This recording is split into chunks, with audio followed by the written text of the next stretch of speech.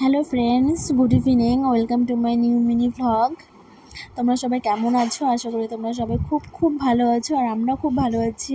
এই দেখো, এখন রেডি হয়ে বেরিয়ে পড়লাম মন্দিরের উদ্দেশ্যে।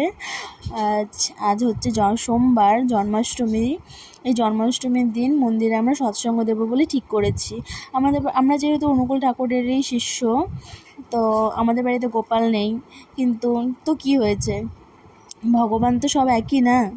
তো আমরা এসছি মন্দিরে সৎসঙ্গ দেবো বলে। তো দেখো, ঠাকুরকে সাজালাম আজ নিজের হাতে সাজিয়ে, খুব ভালো লাগছিল।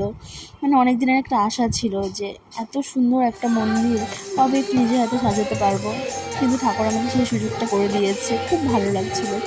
দেন তারপরে হচ্ছে গান হলো, অনেকে গান করেছে, এত ভালো হয়েছে আজকে প্রোগ্রামটা, মানে বলার মতো না।